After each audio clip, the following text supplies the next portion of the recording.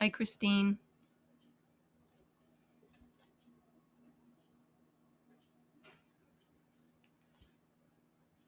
Who's recording?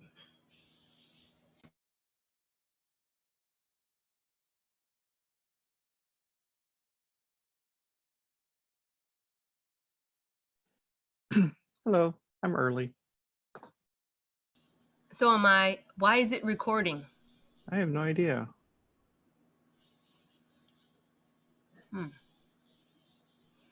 Okay, so I want to do a sound check. Okay, I can hear you. Okay.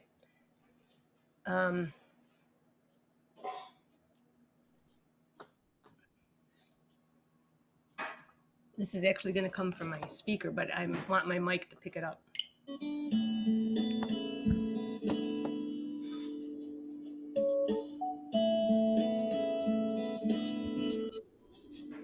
Oh, there's Andrew. Hey, Ah, how's it going? Go. Welcome to Workshop 88's weekly maker meeting tonight. My name is Gail, and I will be your hostess. We're going to go through the introduction to OBS Studio, Open Broadcaster software. It's open source and free. And I'm going to show you what I've been figuring out with it for the past couple of weeks, and going to bring that into working with Nintendo Switch and how to play games through OBS and share your screens and connect it to Zoom.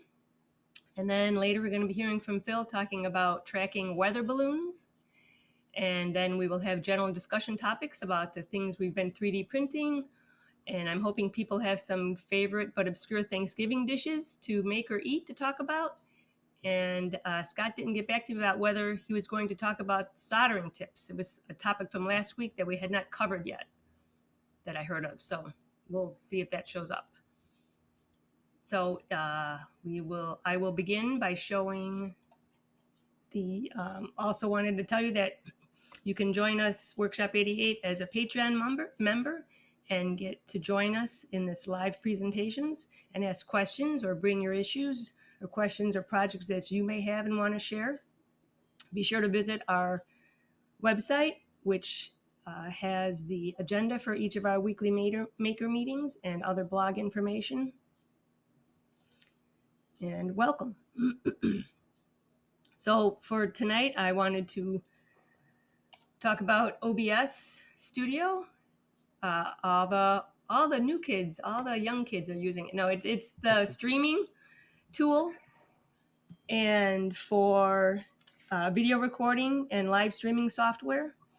The version at this time that I'm using is 26.02, and I also purchased one of the cheaper HDMI video capture modules for being able to show what's on the screen through OBS. And I am not an expert. I'm just figuring it out as I go. I watched a ton of YouTube videos. Some were helpful, most were not. Everybody had the solution for me, but yet it didn't quite fit for me somehow. So there's nothing like hands-on yourself, doing it yourself or figuring out for yourself. And then it's always nice to have somebody else on the other end to see how it goes too. So that's the device that I purchased for less than $20. And I have some OBS information where it all came in. So OBS Studio.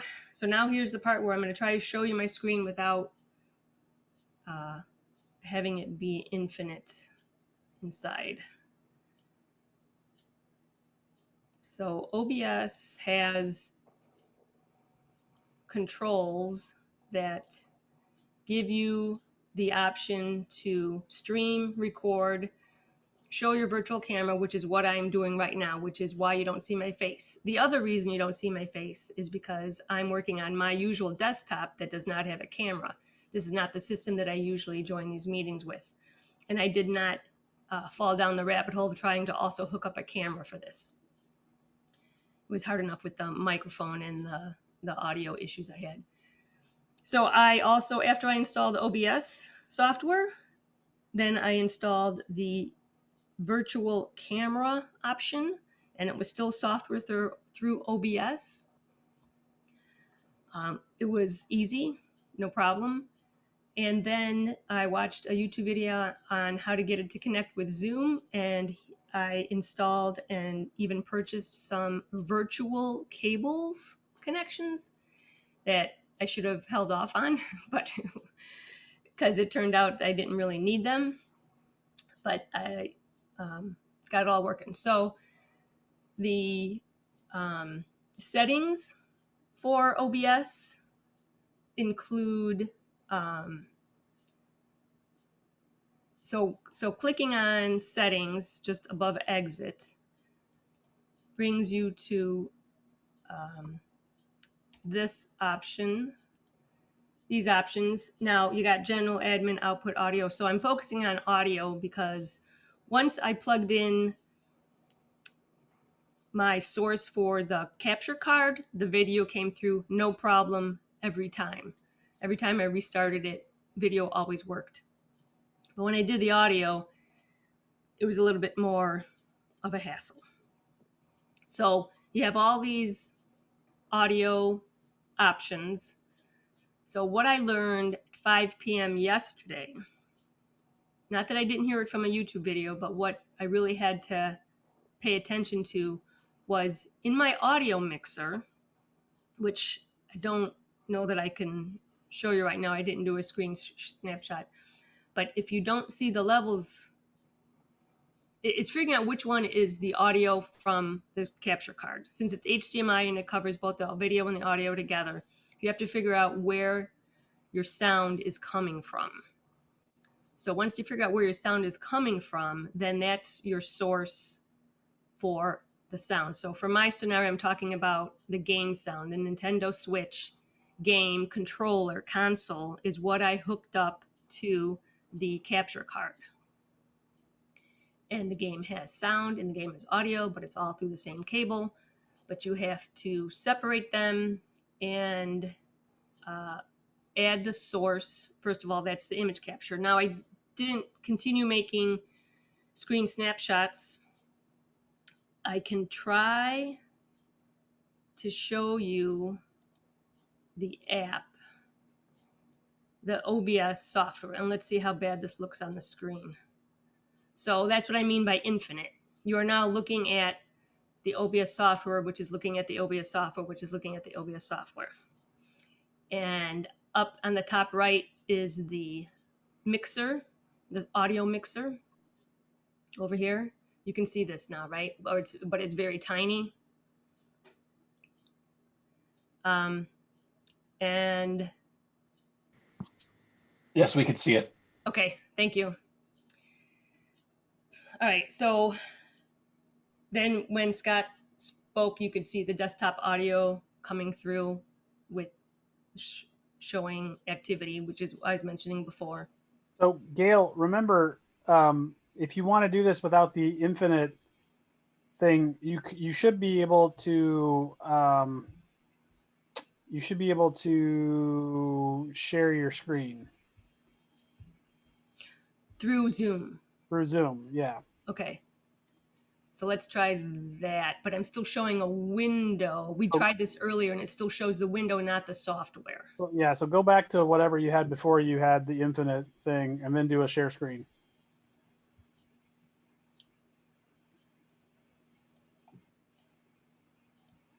Okay. But it doesn't, so I'm sharing my screen. And now it's my left window. Okay, so I'm screen sharing. Yep. And this screen that I'm sharing is a static picture of what I was showing. So my audio mixer is on the right. And if I click on settings, then settings comes up and you can see this. Now it's live, but it's still very small, right? Yeah, but all of the text and everything is much clearer now, whatever's different.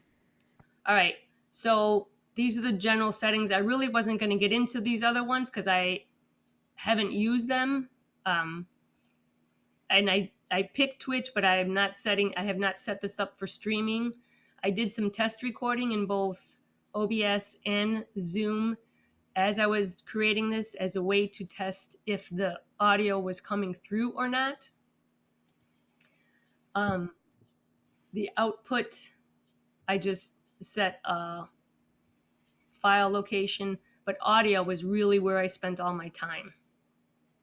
So these are all the possible audio devices. So like I said, once you see what shows up in the audio mixer, then that's the audio that you want to pick from the list. Now, I did have this as default earlier and switched to digital audio, USB digital audio, and it didn't make a difference. So sometimes default works, but it probably can't be relied on. So again, I'm sticking on the audio, and I am going to go back and show you sources now that I'm sharing the screen of OBS. But these are my current settings that work. My monitoring device, where it comes out, are my speakers. So when you are going to hear sound from the game, it's actually going to come from the speaker that's sitting behind my microphone, because I couldn't get to, because that's the way I got it to work. I couldn't really have the audio going out of OBS into Zoom and then back out, because I still want to hear it on my speakers. That's why I bypassed the virtual stuff too. So that's what I keyed in on, and the sound from the game comes through the mic aux 1 audio. So those are those features. Now, the bottom part of the screen here are the sources, and on the left are the scenes. Is this type good enough to see? Yeah. Okay. So my I created scenes so that I could flip between them easily. And then OBS, I created an OBS scene, and then I created static images so that I wouldn't have to mess with the infinity thing. And then can also, have them be visible or invisible and deal with that. But in the, to go to the gaming now, the game that I'm showing is my Nintendo Switch. And this one actually is mine, not my son's. To focus on the sources now just for the game. So we have the video capture device, which was the first one that I created. So you hit the plus, and these are all the ones you can pick from. Audio input capture, audio output capture, browser, display capture, the stuff we talked about before. Text, where I could add text to my scene. But I picked video capture device, and that's what this one is. And I kept it named that because I'm still getting used to what they all are. So it showed up as the device is the USB video, and that's what I have plugged into the back of my computer, is that device that I bought on Amazon that's HDMI going in and USB 2.0 going into my computer. And the default audio output for that is capture audio only. And I can't explain why. This is one of those settings that I went back and forth on trying to figure out, and everybody had a different way of doing it that worked for them. But so you're capturing the audio into another one. So that would be the mic aux. So now I'm gonna, let's see. Then I created an audio input capture. So this one is what I had selected in the earlier settings for the audio is the digital audio interface. Again, it's the device plugged into the back of the computer that was the capture card, but it's the audio perspective of the capture card. Are you with me? Yes. Okay. Yeah, I got it. I did have a question. Okay. So in your video capture device menu that you showed earlier, there were a bunch of different ones that I didn't know the difference of. Like, I don't know the difference between a video input and a game input. Right. I tried game input, and it said, oh, one YouTube video, you should use game input because it has all the right settings. Well, when I tried game input, it did not give me the video option. You know, it just says capture any full screen application. It didn't give me the capture card. Oh, it's like a game on the PC, not. I see. Maybe that's Thank what you. it is. Yeah. Yeah, got it. Thanks. Okay, so a game. Oh, so if I'm playing a game on the computer, right? That's what that one's for. Okay, see, game. It's depends on your context. All right, so that I'm going to take away by clicking the minus because I don't need that. And also, notice in the bottom corner it says stop virtual camera. The first thing you have to do is start the virtual camera to make it all appear and work. So this is the game, and now I'll go into the game and we'll check the audio. So, Nice. okay, so this is, so are there any other questions about OBS or things that we want to see or explore together before I got into the game? Yeah, I had a question, and I don't know if you know, as far as what kind of sources you can capture. Do you know, like specifically, can you capture something like the output of a DVD player or a TV? Do you run into issues with HDCP, or do you know? I don't know about HDCP. I think it's the connection in the computer, right? HDCP is a copy protection scheme. Okay. So if it's protected and doesn't allow it, it doesn't allow. Some devices will not allow you to record the output of a DVD, and for example, and I just wondered if you knew, if you tried it on this one. I downloaded it and am installing it during this presentation, so it's easy enough for you to find out. Well, it probably the issue is with the capture card, right? Right, but and even the capture card being a USB device, I remember shopping and having a whole bunch of other kinds of devices. I mean, I had a computer. One of my Sony computers had the RCA inputs for the capture card, and we had DirecTV at the time, and I recorded shows from DirecTV and could see them in the media app and burned them to DVDs and saved them. That was before they put all the extra copyright stuff in, maybe, or it's because I was doing it on my computer. So, Peter, I don't actually have an actual answer, but that's never stopped me from spouting off before. I'll just mention that I was on a call earlier today with some people at the college who were talking about sharing videos with students, right? And like these are things that actually they're licensed by the college, okay? And they were testing whether or not we could stream the things through, either Zoom or Microsoft Teams or whatever. And we found that, or the media person found that some of the services that were like totally legit and licensed or whatever, once you had it going through the streaming service, that's when the copy protection kicked in and made the screen go blank, basically. So I don't know if that's, it's not clear to me if it's built into the hardware or if it's built into the services, like streaming to Twitch or YouTube or whatever. So that's just what I literally heard that today, not even knowing that this was going to come up tonight in this in this call. And what I have to add to that as far as copyright is in the things that I've been doing, what I found was a warning about Nintendo and copyright, and saying that if you live stream, that's one thing, but if you're posting to YouTube your recordings of you playing the game, that's an infringement on the copyright. And then that's why a lot of people do it for PlayStation and Xbox instead of Nintendo. Isn't there, I don't know how it works, but there's a fair use clause regarding copyright. I think that's fair use. Anyway, we need a lawyer in the group. And if Breezy has to leave soon, I guess, well, so I stopped sharing, Andrew. So it's back to my screen.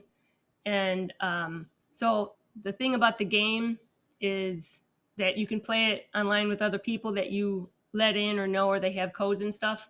So I play it with my sister.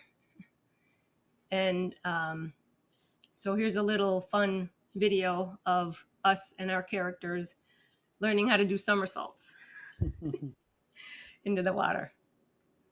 So, and her name is Marie, R-A-E. So she named her island Alcatraz for Ray. So that was, when you're playing the game, you can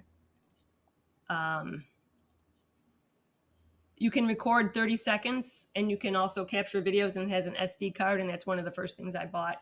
2 of them was those micro SD cards to put in so that I could capture a bunch of stuff, and then I load into my computer and do whatever with them, send them and stuff. So so the game is Animal Crossing New Horizons, and it's a great game to play when you're in quarantine or when you're retired and really like to have those daily tasks to come in that you have to do every day. I didn't get it as early as some people. Some people have been playing. It came out in March. I mean, it just was a happenstance of perfect timing. I heard they were a year in delay of it coming out, but it came out and sold like hotcakes, as we old people say. So this is you start out with a tent, but then you keep upgrading your house after you pull a bunch of weeds and do a bunch of chores. Can you hear me over the background sound? Okay. Yep, it's mixed really nicely. Okay. So I won't lean in to the microphone. So you have to fish, and you have to catch bugs and pick weeds and things, and then you build your house, and you have to make stuff. So that's the thing. So the stuff you guys may have seen before was my other island, where I had my workbenches, DIY workbenches everywhere, and I have one outside here. So the cool thing about showing it this way is I can actually show you what I see. And when other people come across, they don't see everything. So this is showing everything that I can make, and these are my tools that I can make, and these are my housewares, and you have to gather up the things to make them. Like to make a fire, I have to gather tree branches, and it's just tons of stuff to make. So I'm making constantly. That's the connection for you. There are, when you also get, besides weeds, you also get a fruit tree. And my native fruit was pears, but then you go to mystery islands and try to get other fruits. So I also have apple trees, and you plant flowers, and then the flowers mix together and make hybrids. You see orange in the bottom. You buy red, white, and yellow seeds, and the red and yellow planted together sometimes create yellow flowers. So that's another task to work at. And then you also, there's just so much, and it's so fun. So I'll just keep going till somebody yawns or something. This is mushroom season, and there also is a big Thanksgiving celebration. A cook is coming over to cook for us or something. I have villagers, and I have a phone that controls a lot of stuff. So this is the map of my island, and I have villagers, and I had to set up a place for their house, and I have to talk to them every day. I have to give them gifts every day, and they give me gifts back, and I shoot down balloons to get other gifts, and the money is bells. And there's a shop where you can go and sell stuff and earn bells, and then there's Tom Nook that is in the resident services that you have to go through everything for building and everything. And this is the tailor shop, and it's all run in like real time. So it closes at 9 p.m. So, but if I could delve into this, once you buy the Nintendo subscription for $20 a year, that's what allows you to be able to visit other people and to also have access to an infinite amount of designs that you can use on your island. And it's just, that's when I also talked before in earlier meetings about pixel art. Oh, didn't want that one. And it's just what other people created, and then you can use them. But it just blows you away of stuff that it can do. Oh, pools of blood. I didn't mean to go to that, but isn't that interesting?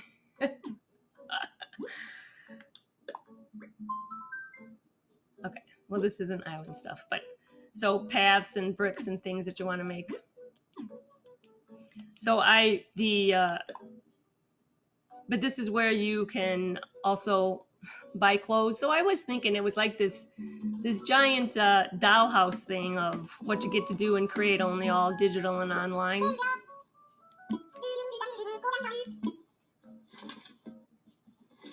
So every day there's different clothes that you can pick and buy. But there's a lot of guys that play it, so don't think it's too girly. There's something about it that captures all audiences. But I'm not going to buy anything right now.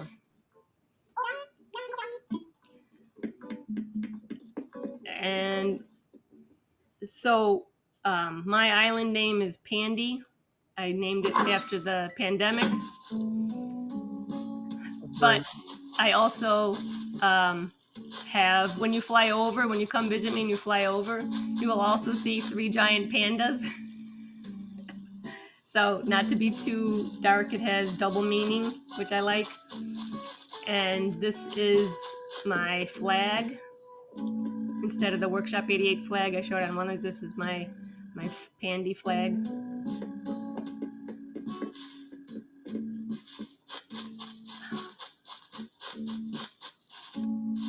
And then these are rocks that I can hit, and I get rocks, clay, and iron nuggets from. And if you don't pick up, then you won't get all 9 spots. Everything is a matrix. It seems random, but if 9 things fall at once, you'll see, or 8 things, you'll see the 8 spots in the matrix. I don't know if I'm gonna mess this up or not. Here we go. Oh, a gold nugget. That's good. But if you do it off, you miss. Problem is you get pushed back every time or every other time, and you only have like 8 seconds to get it all. So I only got 3 out of there. Oh, 4. I got a piece of clay too.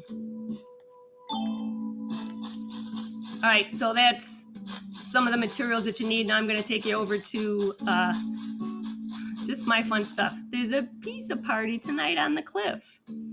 But Gail, why did you spell it that way? Well, let's go and find out. Made another sign that I can go straight and go to the museum. Oh, look, there's some mushrooms I didn't pick yet. I saved them for you so I could pick them. So now I'm going to, oh, it's, the season is maple leaf, so I'm going to catch maple leaves because I can make stuff with maple leaves. Oh, I caught one. Look at that. There's one of my villagers, Rex. Let's talk to him, see what he has to say today.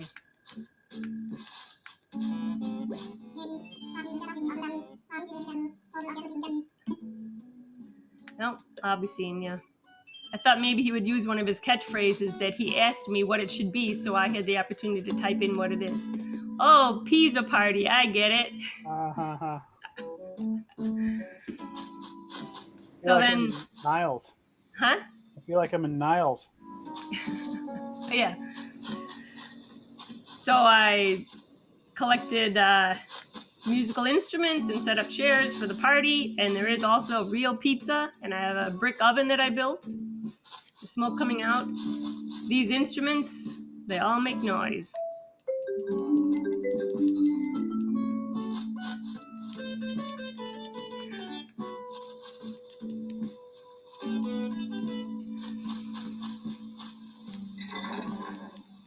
What's the user interface to play the instruments like?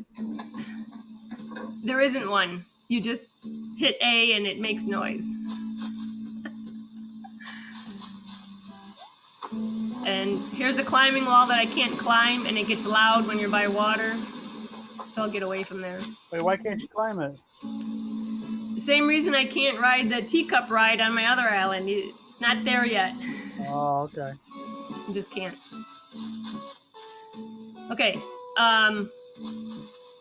So after you upgrade your house and do all these things, the final thing that you get is terraforming, which means you can change the layout of the land. And these cliffs, you can build cliffs, you can create waterfalls, make water. And I made a shortcut in the land to cut through to get to the beach. So, and there's just, you pick up shells, you get not much money for them, you fish. Let's see if I can catch a fish. I like fishing at night. I catch giant sturgeons that are worth like 10,000 bells. You have to get it right in front of them. And you have to listen for that sound to know when to catch them. And then he just goes right into my pockets. Right there. There's my turkey fish. Okay, so this is how I spend my day. Very cool. Yeah, I can stop. Yeah, I love it. Oh, go ahead. Anytime. It looked hard to stop. Well, I'm just checking in, seeing if you want to see more. Once you get going, it's impossible to stop. It really is. You'll just like blink and all of a sudden you've been playing the game for 3 hours. That's a good game. It's amazing. It's like the similar appeal of Minecraft, if anyone else plays or knows of that. Yep. It seems like a way less annoying version of Farmville. Yes. And great graphics. Yeah. Everything is so cute. So true. Breezy, I thought you had to go at 7:30. I stayed a bit longer. I just wanted to see the end of your presentation. I have to go pretty soon, though. I gotta make dinner. Yeah, I have no end. All right, well, I'll just head out here. Thank you so much for sharing, everyone. I'm sorry I don't get to see the second presentation, but I'm starving. Nice seeing you, Breezy. All right, have a great night, everybody. Bye. Take care. Okay, so I can there's one more thing. Can I show you one more thing? Yeah. Yeah. So there's a bright light. I was gonna not even log in, but I did so that I can get things ready and organized and didn't do everything. Oh, I haven't even showed you the museum. Wait, gotta pick up a weed. So if you want to see more, we can do it as like a series and do more on other episodes. I also have in my pockets ways to create bridges and houses. Oh, there's Flick. You sell him bugs for more money. But I didn't. There's just. Did you name them or do they have names? I only named myself and my island, Okay. and they have islands. So this used to be a pond, but now I filled it all in. And then here's my daily hole with a light coming out of it. That when you first get on, you don't know what it's for. But if you dig it up, it's 1,000 bells. And you put it in your pocket. But if you have money and you take out 10,000, if you take out 10,000 bells and you bury 10,000 bells, in a few days you have a tree that has 3 bags of 10,000 bells each in it, guaranteed. If you bury 30,000 bells, you have less chance of getting 90,000, so you get 3 bags of 30,000 bells, but it doesn't happen every time. So if you want a sure thing, you bury 10,000 bells in the hole, and then you dig it up and you can put it wherever you want so that you can keep track of it. And here's another one of my workstations, my workbench and bonfire. I'll run a little fast, go across the bridge. So these are my other these are the money trees that I planted a few days ago. And once they have money, they only have wood that you can chop out of them, but they don't regrow any money. So after I get my money, I chop them down. And see, now I got 3 bags of 10,000 bells and wood.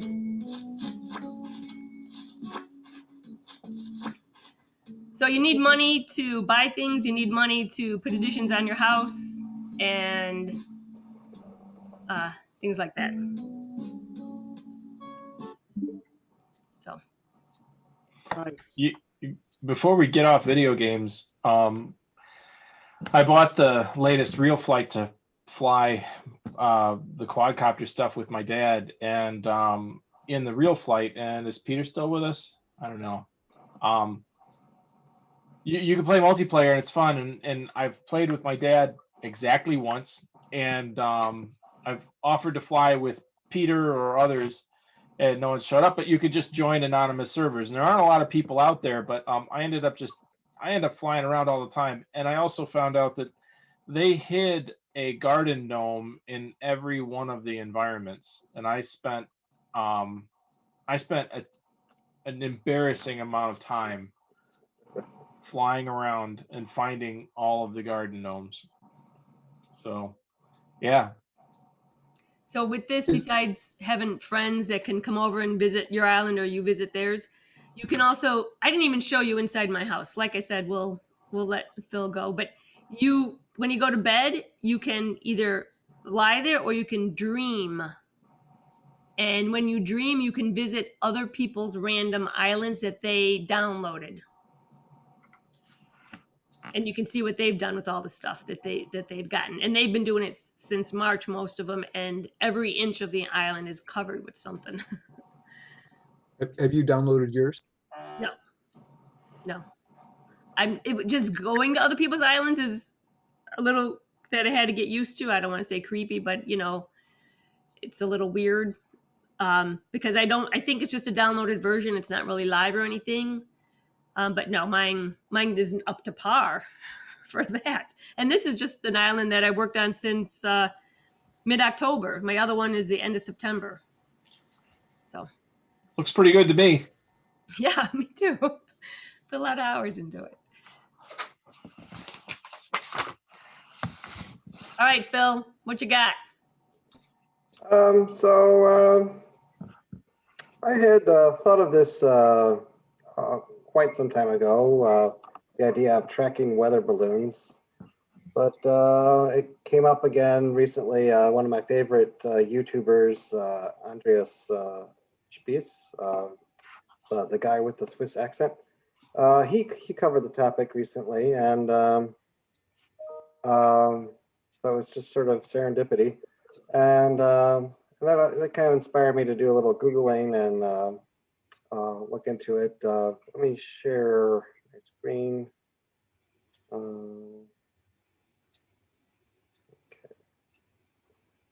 So I'm sure most of you know this is a weather balloon, and it's the part that sends out the telemetry data. Is called a radiosonde, and that's this little thing here. There's also a parachute when the balloons are designed to go up to a little over 30,000 meters, at which point they burst. After they burst, the parachute takes over and it gently falls back. There's multiple types of radiosondes. After doing some searching, I found that in my area, the Workshop 88 area, the Chicago area, most of them are pretty much launched from Davenport, Iowa, and they use a particular model of radiosonde made by Lockheed Martin, the LMS6 radiosonde. And actually, if you do some poking around, they even have a little thing here about what to do if you find one. And I was curious, and they do say it right here that you are free to keep one if you find one. I don't know if there's any reusable stuff in there, but heck, if it's built by Lockheed Martin, it's not cheap components, right? So I don't know if it can be repurposed, but I'm kind of mostly at this point, I just want to find one and see if I can track one and find it and pick it up and see what's inside. Says it has a lithium battery cell. That's cool. Yeah. I think it's got, and they might have a microchip on there that could be reprogrammed. I don't know. And then, you know, maybe you could use the onboard temperature sensor with that or something. I don't know. We'll see. That's the end, towards the end. I'm only at the beginning. But so you know, there are some websites devoted to tracking weather balloons, and this one is a tracker. There's another one. I don't have it handy. It's for predicting the path. You tell it where it's going to launch from, and the date and the time, and then it'll based on weather patterns, it'll predict the path, and then you can get an idea of one's going to be close where you are. So on this map here, you can see there's these little antenna symbols are tracking stations set up by amateurs. There's a lot of them in Europe, a few in South America. There's some in Australia, New Zealand, and then in the US. So here in Illinois, across the river in Davenport, Iowa is where they're launching from.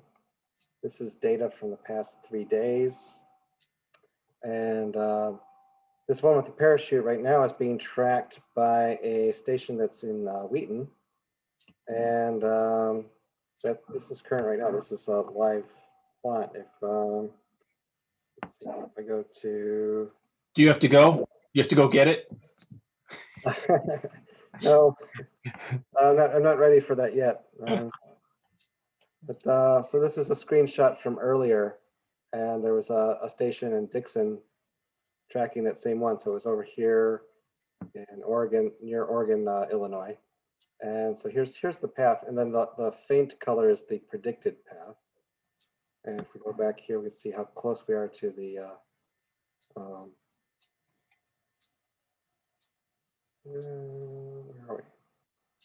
Here we are. So let's see. Yeah, pretty close. And then showing the final touchdown spot is up near Waukegan. There was one. It's a little frustrating when you see one that's close because I'm not ready to go pick one up. But a couple days ago there was one at in Bussey Woods, or predicted to land in Bussey Woods near Schaumburg. Which is pretty close, and it's in a forest preserve. So anyway. What frequency are they on, or what frequencies are they? So that was something I had to search a little bit too. So the ones coming out of Davenport happen to be at 403 megahertz, which is 75 centimeters wavelength. And if you go, there is a project. So this website that has the tracking, I'll give you the link for that. And then this website here has a link to this GitHub for the Radioson Auto RX. And this is very nice, very simple, straightforward, a lot of good information here. And you do have to go and find out, you have to figure out where the information's all out there. You just have to search for it a little bit. But then finding that, okay, in Davenport, they have these LSM6 at the 400 megahertz frequency. And they explain how it works. You do need to get an appropriate RTL SDR dongle. I started playing around with another one I had, which was a cheap one. And it was missing a certain feature, which had the frequency was there was an offset that couldn't be corrected. Here's the line right here. So you want to have this feature, the TCXO. This is mandatory. Otherwise, you're not going to be able to correct the offset. But it goes through. You can run on a Pi. It says 2, 3, 4 here, but I swear earlier it says 3 or 4 is, yeah, here. Pi 3 or newer is good. I happen to have a Pi 3 that I wasn't using for something else, so downloaded and set it up for a headless operation, and then went in, installed the dependencies, cloned the GitHub, and so on and so forth. And then I got to this part. I'm surprised that configuration settings isn't actually listed as a step. I think it should be. This is what kind of got me stumped, was that it went through it. So if you go here, they'll take you to another page, and they're like, okay, well, here are some other things you can download and install, or compile, and then run those to calibrate. And then I started having problems when I got into that, and basically I gave up because I figured the dongle I had wasn't quite right, and I bought a new one for let's see. Oop, there we go. This was from, I think it was like 35 bucks. I bought, this one came with a little antenna kit as well. And didn't really care about the antenna kit for this project, but I thought it'd be fun to play with for other antenna experiments. But you can get one of these dongles by itself too. Typical, and a lot of them look the same, but they're not the same. I can give you a link to one like this. Let's see that, and yeah, plugs in USB. Other end has a SMA connector for the antenna, and this is really. Well, I started looking at this a week or so ago. I was thinking, oh, I'll put this as a low priority project. But then it's one of those where you just follow along, do what they tell you to do, and as long as you have the right hardware, it basically works. So you don't have to put much effort into a design or anything like that.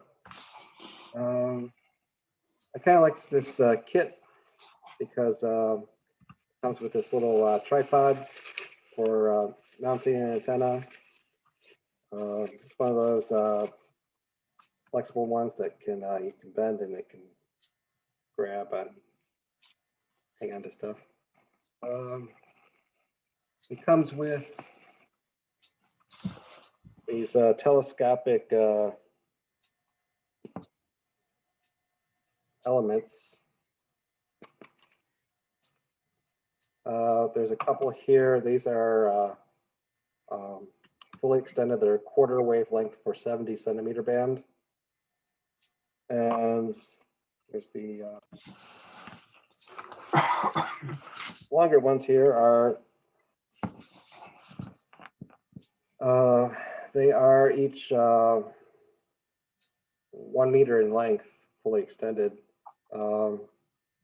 You could make even halfway extended, you could make a half-wave dipole for the 2 meter band. And you just screw them on.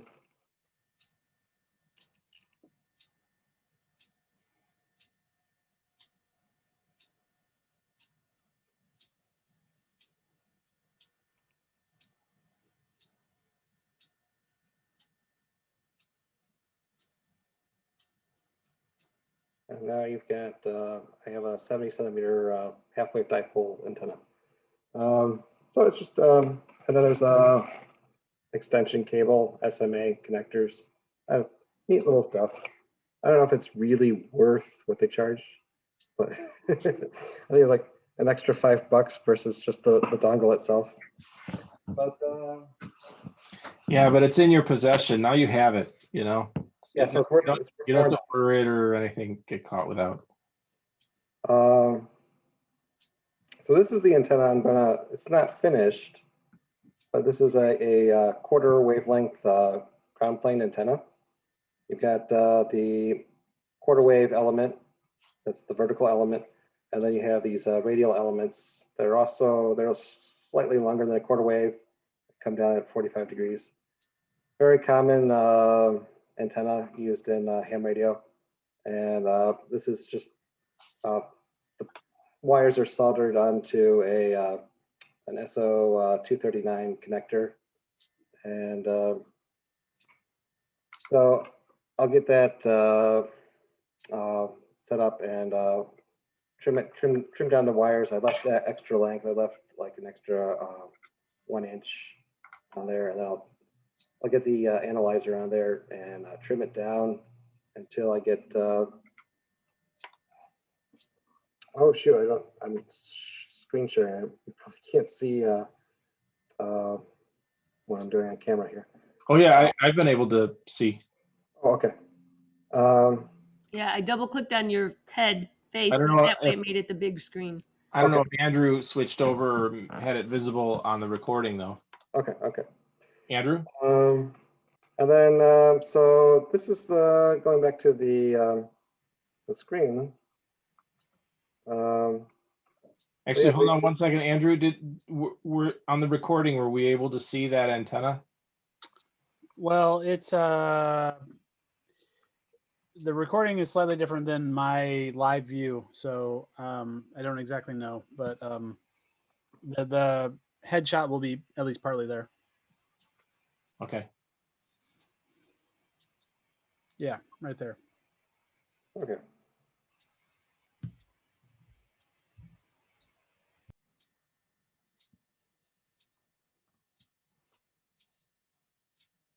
For our vast audience of online viewers, I didn't want to overlook it. But... it is a very common quarter wave ground plane. If you go Google that, you'll find calculators and for the various frequencies. This is 403 is what I'm going to shoot for the weather balloons. And then if for some reason I screw it up, you can still use it as a 70 centimeter band antenna for ham radio. But the idea is then that, so I'll set up a tracking station and then contribute to the data on the website. I've been looking at these a little on and off for the past couple weeks or so, and the balloons seem to end up as far east as in the middle of Lake Michigan or Indiana. I think I've seen them go as far south as Urbana-Champaign area. I've seen them go almost as north as Milwaukee, but a fair number of them do land in the Chicago metro area or relatively close. And so I'm in Naperville, being close to the outskirts of suburbia here. It's not that big of a deal to go out into the rural parts either. So I have one dongle for a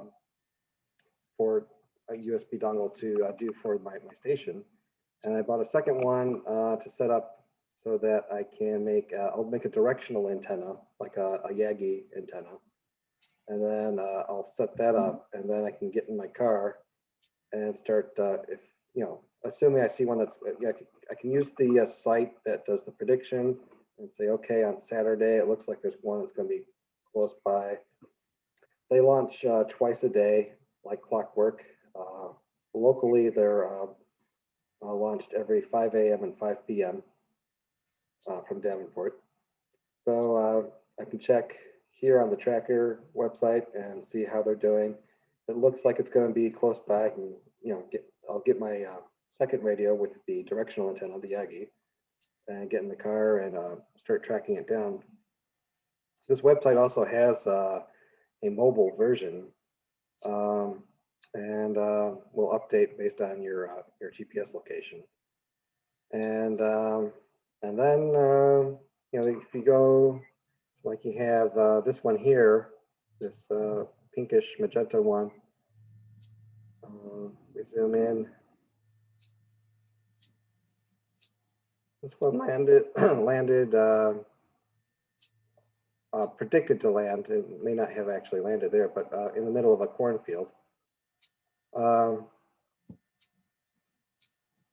This other one doesn't show the predicted path anymore, but this one here, up along here, and eventually touched down in the middle of Bussy Woods near Schaumburg.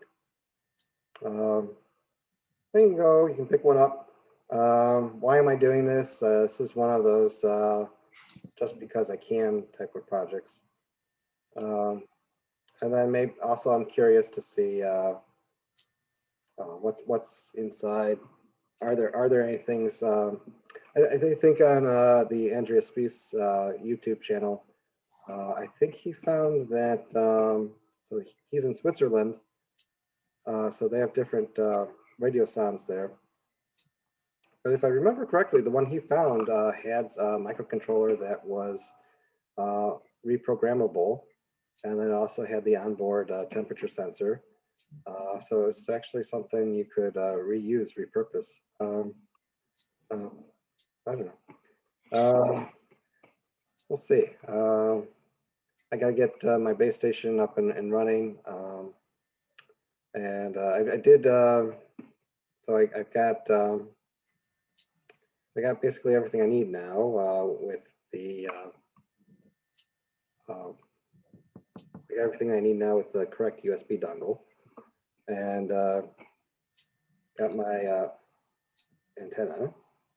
And so I should be able to get it set up and working before this this weekend. I got nothing to do on Thanksgiving Day or Black Friday. Is that what you need to be one of these base stations on this map? So basically, you don't need a Raspberry Pi. You could use any Linux computer, but since I'm going to put it up in the attic, I'm going to use a Raspberry Pi.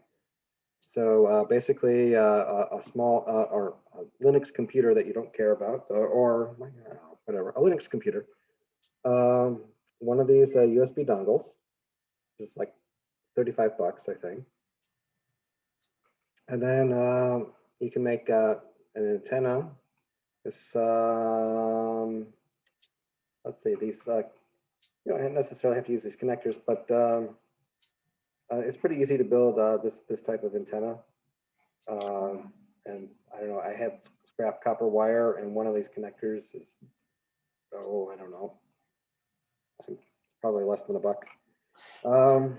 How do they know what direction the weather balloon is? Is there a GPS on it that's a transponder, or is there a? Yeah, so the radio sound is always transmitting. It does have a GPS built into it.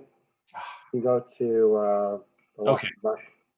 They have a description of their device a little bit, and yeah, it's got GPS.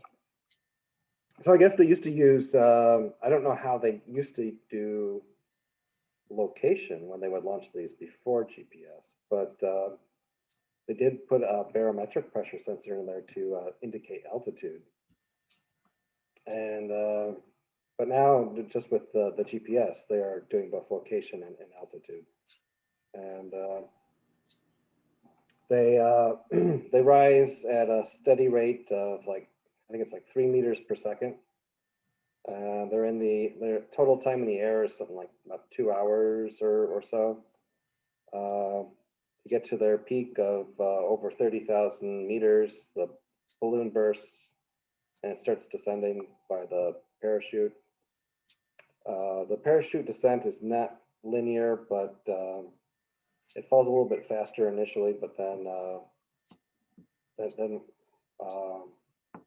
once it gets down to, I think, like 20,000 meters, which is still pretty high, at that point it's falling at a pretty steady rate. And then, yeah, then it's just basically moving by the wind. But yeah, GPS for the location, and then it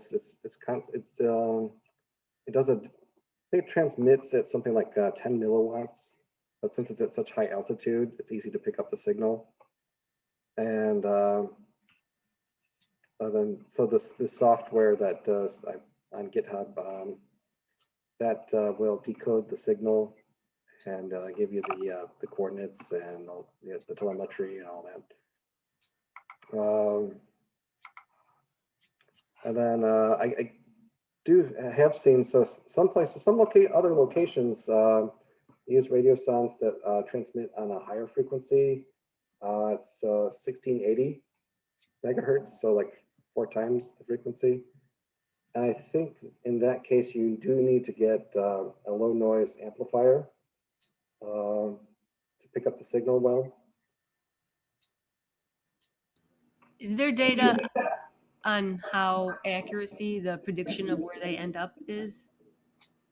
Well, that's why you gotta have a second setup, a mobile setup with you. So if you're watching these, like so they release them at 5 a.m.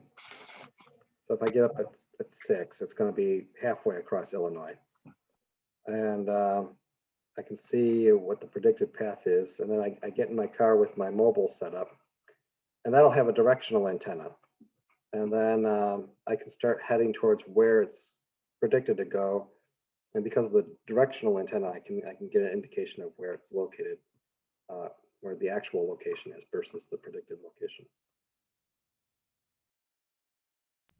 Hey, did you remind me? Is this are these National Weather Service or who's releasing the balloons? Yeah, it's National Weather Service. Okay, so I'm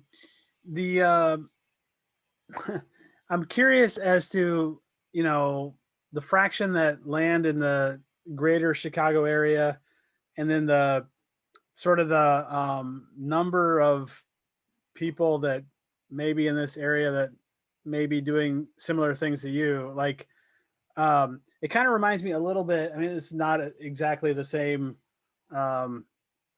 situation, but it reminds me of the ball hawks at Wrigley Field, who stand outside and they're waiting for the home runs to catch the home runs or whatever. And there's guys, because it's always guys, but there's guys who are there for every game, right? And they're just playing the odds that they're gonna track down a couple home runs. But then there's the people who are just happen to be walking by on a game day, and then right place, right time sort of thing. And yeah, I was thinking that too.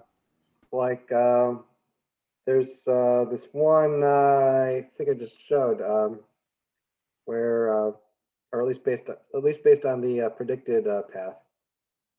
So over here, and so it lands in a cornfield, and I don't know who owns this field, but there's what appears to be a house over here. These look like farm buildings, and I think we can't see your screen, but oh, I'm not sharing. Oh wait, forgot to click share. Sorry. So this one was predicted to land in a cornfield, and there's this house right over here, and maybe I don't know. There's also what looks like a house over here. So somebody. I mean, it's a farm, so it's obviously owned by somebody, but it looks like the residence is fairly close by. That maybe just the person who owns the farmland would see it and pick it up. Same thing with this other one that land appeared like it was going to land in the forest preserve over here. I forget the exact spot, but it was pretty close to one of the main paths, and I can imagine someone in the forest preserve just picks it up.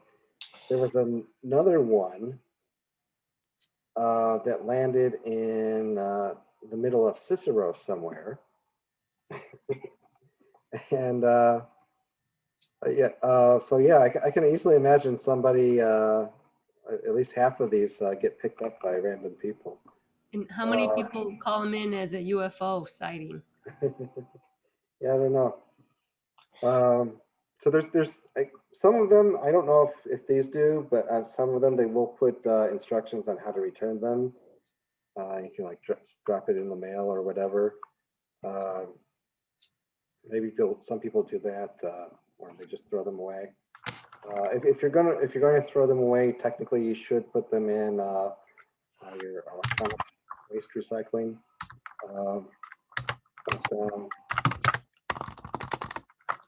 Yeah, it's I don't know. It's one of those things I feel I must do. You know, under 400 feet, you could intercept with a drone. You know, under 121.9 meters. Oh yeah, yeah. You just go get it. Yeah, there's so there's a few, not too many. There's a few YouTube videos on the topic. There's let's see, where was let me see if I can find it real quick. So there was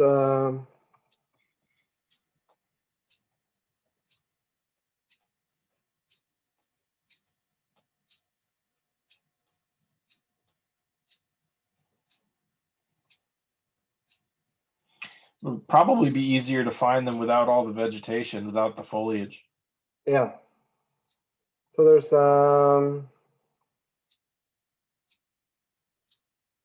yeah, the Andreas Spies, Spies, excuse me. He ended up going into like some wooded area to pick one up, and his it's a really nice video. He did a good job with it, and but let's see, this guy here. Where's his overlook?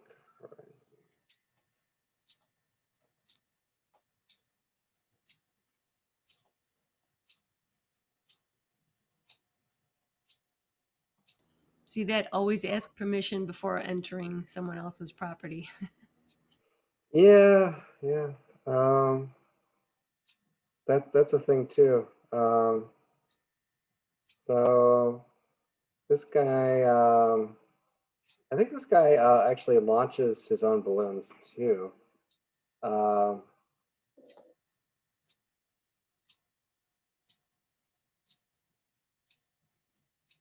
But so this guy is over by I think like Buffalo, New York, and the radio sons there are transmitting on 1680 gigahertz. So he's got a for his mobile setup, he's got a parabolic antenna setup. I don't think I'll need that for 403, but he has a video of himself going out, and it ends up landing in some middle of some rural area with some partially wooded, partially grassland. You know, yeah, it's very random where they end up. I was also kind of surprised how many tend to land in Lake Michigan. It's a pretty common landing site. Yeah, makes sense.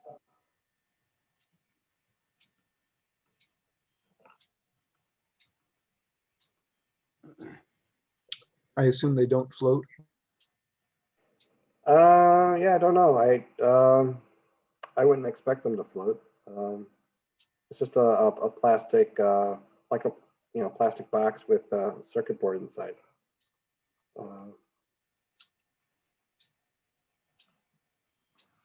So Phil, did you say you haven't actually chased one yet? Not yet. So I'm still getting my base station set up. I had to get the correct type of USB dongle. The one I had, which was just a generic RTL SDR USB dongle, and it had the right chipset. I cracked. It was a plastic case, so I just cracked open the case to see what chip it had, and correct chipset for this sort of thing, but it's missing.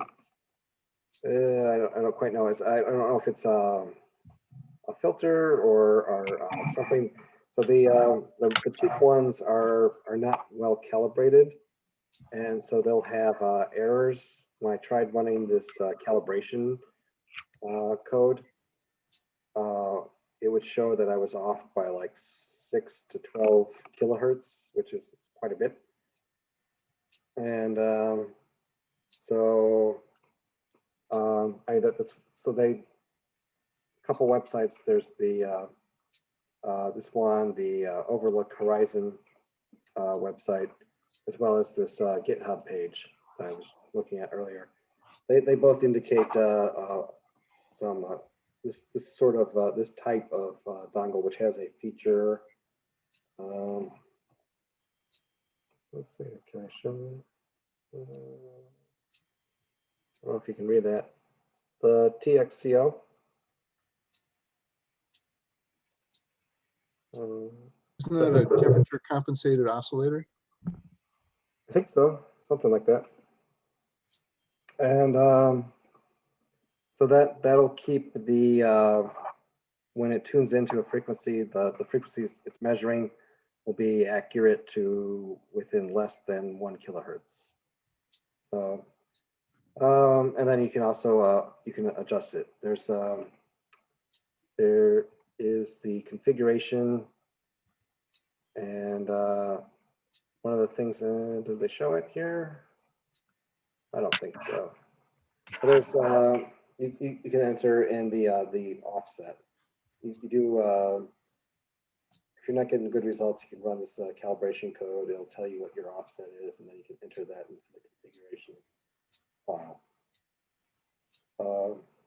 But yeah, it's so I'm hoping to have my base station set up this weekend and be on the map here for the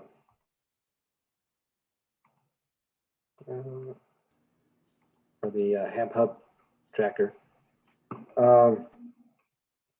and be it's I find this one kind of funny here.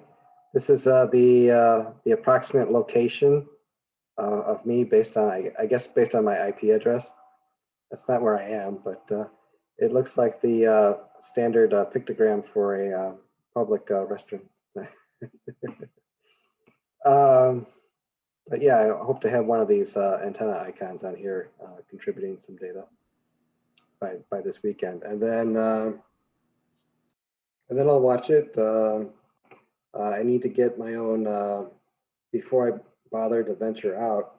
I do need to get my mobile antenna set up working because I you don't want to go out and then just try to find it based on the estimated location.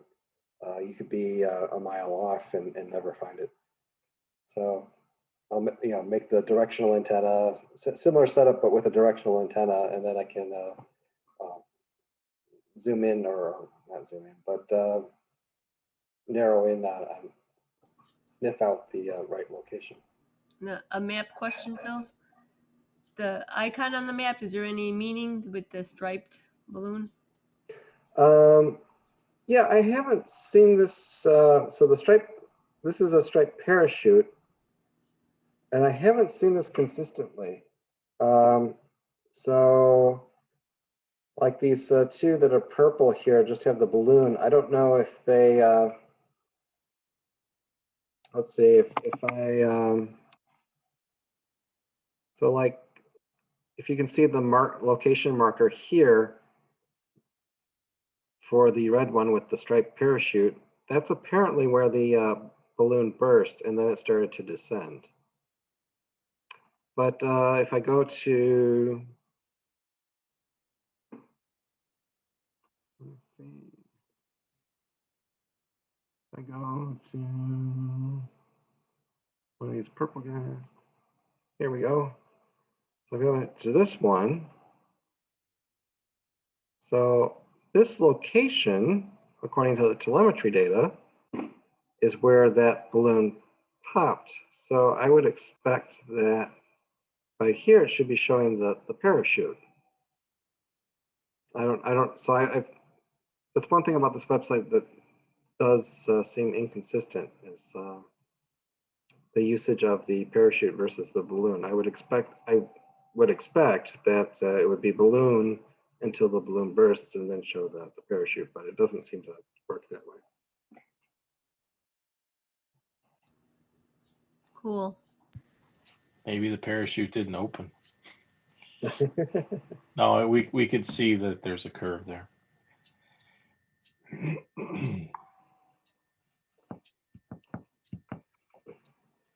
Yeah, it looks like that purple one at the bottom, that magenta fuchsia one, that looks like it's going to land awfully soon for not having its parachute open. That one actually did. Let's see if I can find that one in the list here. 9:15. There we go. Yeah, it had a very steep descent. So here Oh, is where it burst, and then it drops off real fast. Yeah, maybe the parachute didn't open properly. so that's terminal velocity that we're seeing.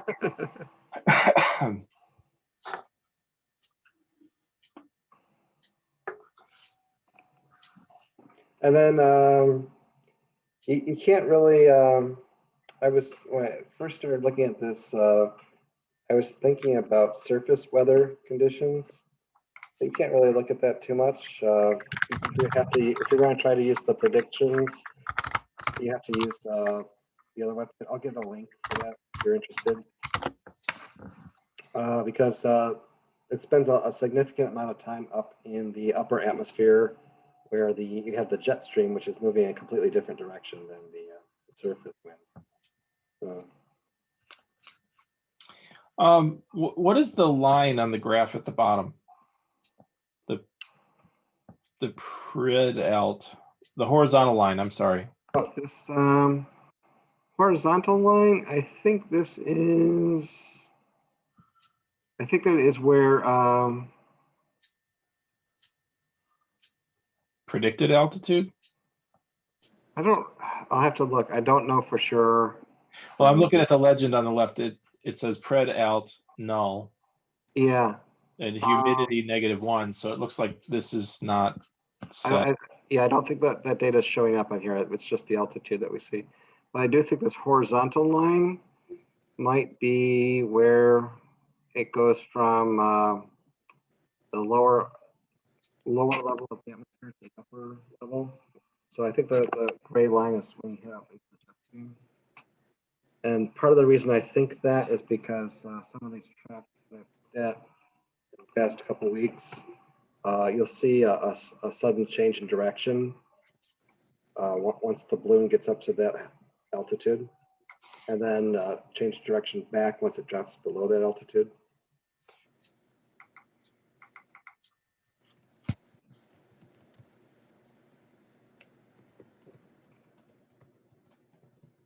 This is all, let's see, all of this stuff, you don't need a ham license for either. This is something anybody can do, because you're not transmitting, you're only receiving. That's cool.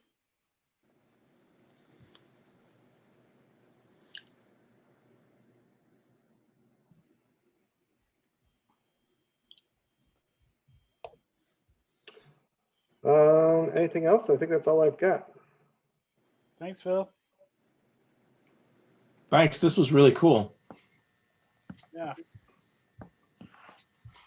Very interesting. I'll keep looking in the skies and not. So if it hit you, would it hurt? So that's that was the one guy. His website, Overlook Horizons. He launches stuff as well as tries to retrieve things. And since he launches his own stuff, he had a link to the safety rules.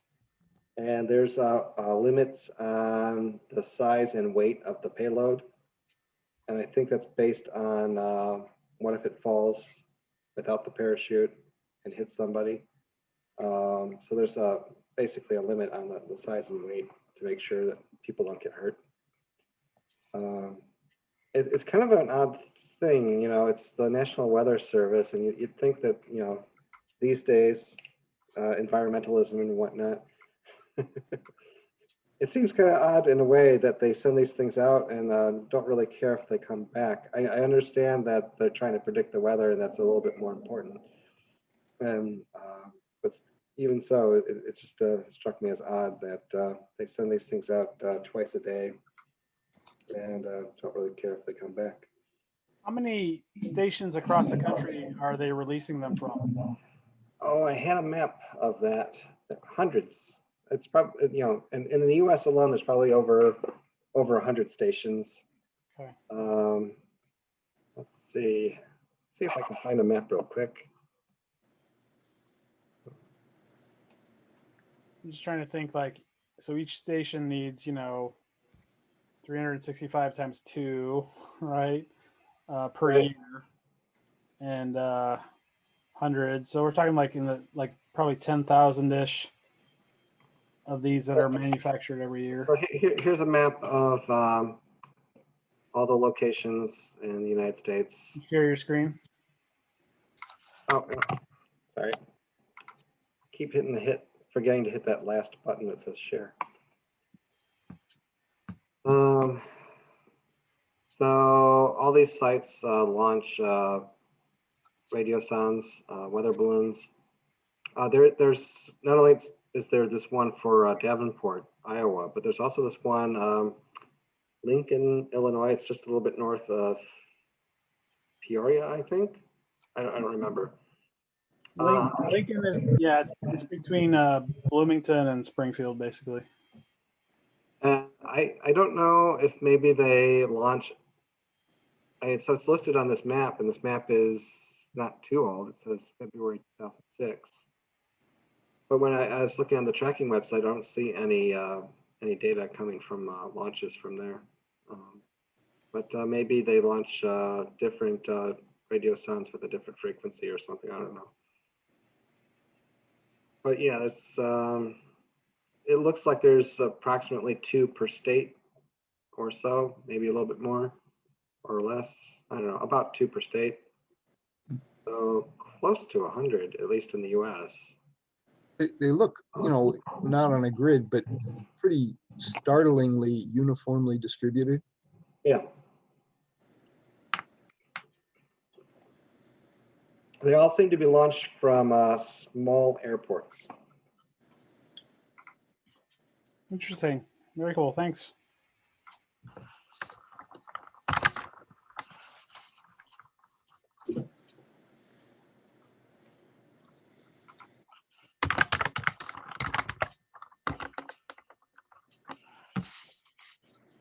All right. So is it open discussion? Is that our plan? It's open discussion. I will, since it was mentioned at the beginning, I'll show off what I'm currently 3D printing. And I don't know if this will show up. Maybe I'll turn on a light and maybe there'll be some more. I don't know if this will help or not. But so I'm printing these brackets that are going to, so Renee pulled apart a IKEA shelving unit, and I did not haul the pieces out to the curb. And so the pieces are 16 millimeters wide, whatever that works out to be in inches. And there's this modular shelving bracket system thing on Thingiverse. And I actually, I don't know, it's probably like 9 or 10 years ago, I found this thing on Thingiverse. And it's right after we moved into this house. I discovered all these pieces of plywood in the attic that were, I mean, they were really, really nice pieces of plywood, about, you know, shelf size, whatever. And they were exactly half an inch wide or thick, I guess. And so I started printing these bracket pieces for that thing. And I put one of them together, and it's out in the it's out in my shed. But I held off on actually like completing a shelving unit because the pieces of plywood that I pulled out of the attic, very nice or whatever, but they all have like a, you know, just enough like fiberglass insulation like on them that they're not actually like, I don't like I don't want to risk putting a bunch of stuff on and making them used until I've had a chance to like really, I don't know, sand them down or something like that. And so anyway, but with this new thing, I'm printing these. And so I'm not going to recreate the shelving unit that was upstairs, but I'm looking forward to trying this out. And I sort of drew out a diagram of what all the pieces are, and the things that I scratched out are not going to be there. So there's going to be a kind of a couple of taller pieces in the middle, but it works out to quite a few pieces to print. And so I did, let's see, I did 4 of these T pieces, which are pass through all the way, and 4 of these on the Ender 3 Pro took, I think it was 16 hours to print. And then I did 8 of these corner pieces, which took 25 hours to print. So I have, you know, I don't know, 3 or 4 days of continuous printing left to do on this, but it's a fun thing. But the interesting thing I thought is that I really liked how this piece turned out. Not so much from the quality, but whatever, the color was nice. And it turned out that I was like, right as I was at hitting 98, 99% on the print, the spool was about to run out. So it timed almost perfectly. And I had more white filament, but it's both PLA, but this, and they were the same setting, but like this is a different, it looks like a different color, a different white than this one. And like, I think you can see, like, you can actually see through this a little bit. You can see the honeycomb. Yeah, we can see it. Yeah. Yeah. And this one, you cannot see the honeycomb. And as far as I know, same print settings. Is the one in your right hand inland PLA? I think one of them actually is in inland. This one? Yeah, I think so. Yeah, I think you're right. I think this was inland, and I think this was something else. Yeah, there's a lot of variation. I had different whites that I tried and went through when I created the Sam Bell control panel. And I really wanted that bright white that you have. So what were your print settings? So it was, I played around with it just a little bit before, well, and I did a test one. It's not this one. To do just to test that the fit was correct, I did something where like there was no infill and it was like 0.28 layer heights, whatever. But these were just it was 0.2 millimeter layer height, and 20% infill, I think. And then I think it was 2 perimeters. It was either 2 or 3 perimeters, but the only, basically it was the default standard quality settings, except I turned the speed up to 80 millimeters per second on the print, which I think is the fastest that you can reliably push the Ender 3 Pro. And what slicer did you use? Cura. So on the topic of the Ender 3, whoever posted that link today, thank you. I think my dad ordered the Ender 3 Pro, so he's also rarely on our Slack, but he's on it. So Carl, you'll have good company. Good. Getting started. I think that's 4 Ender 3s. There's Andrews and Rick's as well. Russ has one. 4 or 5. Oh. Great. So just some points. My understanding is for strength, more infill doesn't really help. More shells and thicker layer heights. It's counterintuitive, but it extrudes more material and there's fewer of the layer differences, and the heat from wider, faster extrusion penetrates better. Really? Yeah, Okay. according to several YouTube people I don't know. CNC Kitchen. He did. That's the one. Yeah, I like his channel because he's got the little testing machine. Mhm. Yeah. Mhm. Yeah. So it's gonna be. I mean, well, my sort of self-imposed deadline is before like a week from Friday. So I have over a week to get a bunch of these things printed. And actually, and the plan is to install this shelving system in my closet, which is off to the side over there.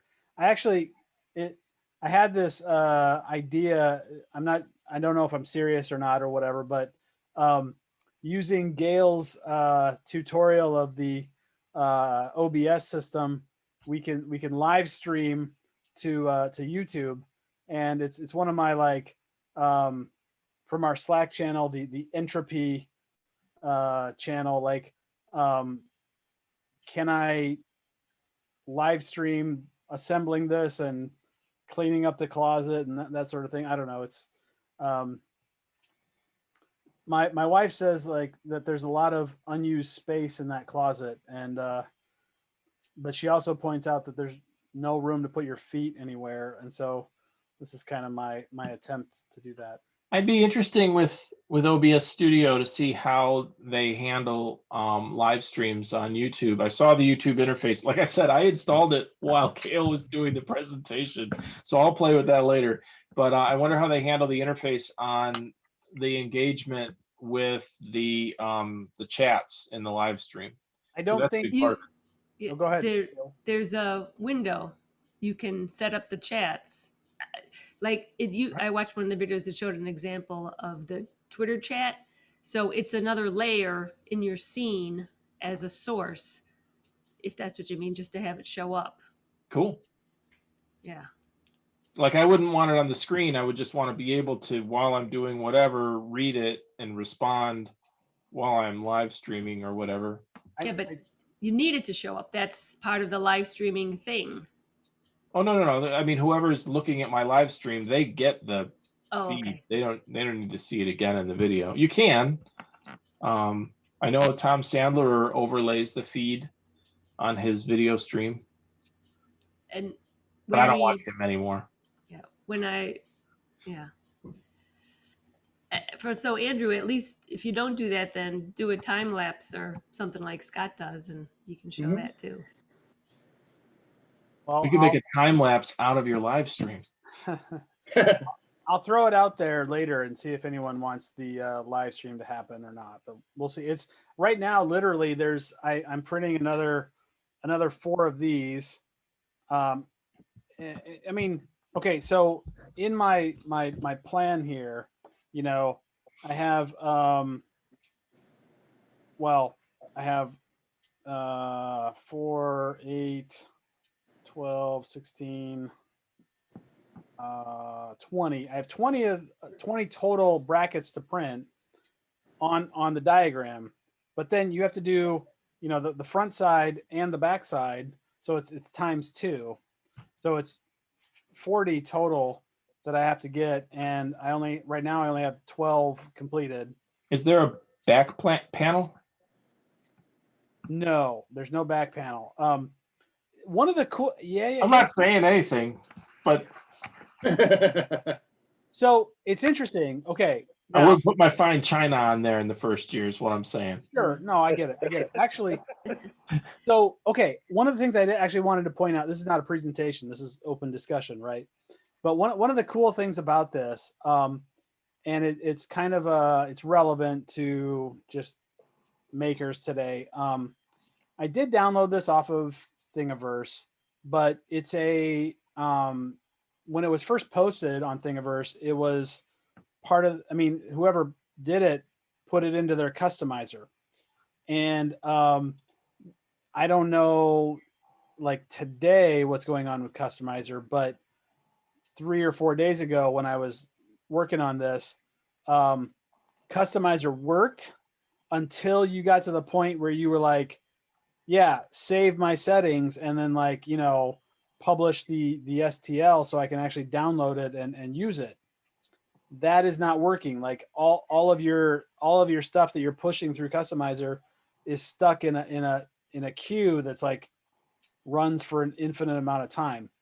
But the cool thing is, as many people know, is that the Customizer is just a wrapper. It's like basically a wrapper around OpenSCAD.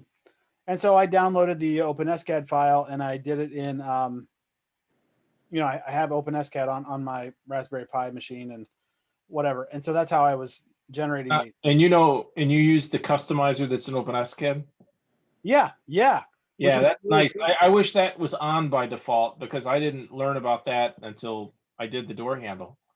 You know, I think it was on by default in the Raspberry Pi version that I downloaded. So I don't know if that's, I don't know. It was something I just happened to see and it was very cool. I was not expecting that, but that was very cool.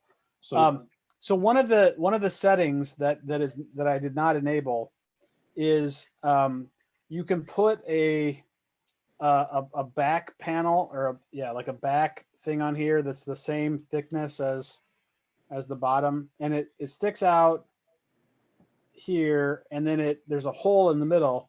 And what the designer intended that for is for if you're gonna take this and attach it to the wall. So if my wall is back here, you can screw it directly into the wall. But I had always mentally in my head, I had always thought, well, that's how you're gonna attach a back panel to everything, is via that. And so and let me tell you, if you even just drilled through those brackets through an 1/8 inch piece of plywood that spanned the entire back of your shelves, you're going to prevent that possibility of the parallelogram problem. Yeah. So anyway, good luck.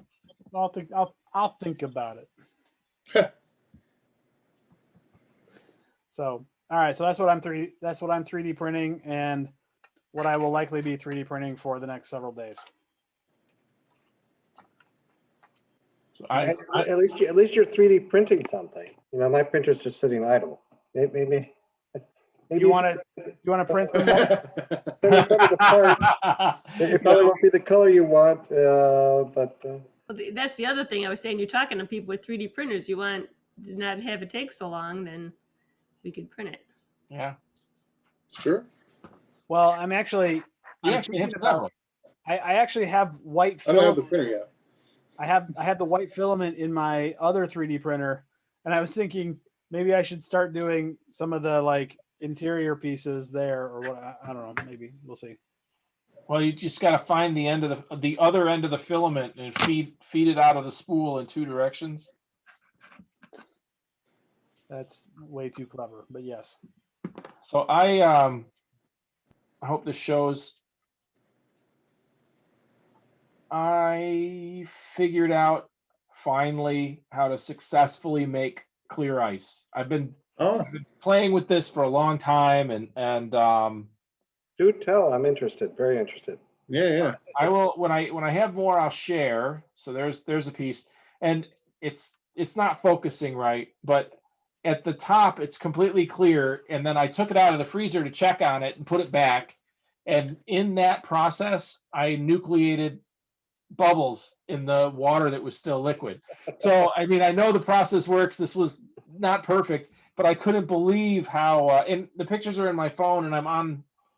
Oh, I could show this computer. Anyway, you guys get the picture. Maybe I'll put them on the blog. So in a future webisode or whatever these are, I'll probably walk through the process. I'll share the. So what I'm working on is multi-part molds for 3D printed clear ice molds for clear ice.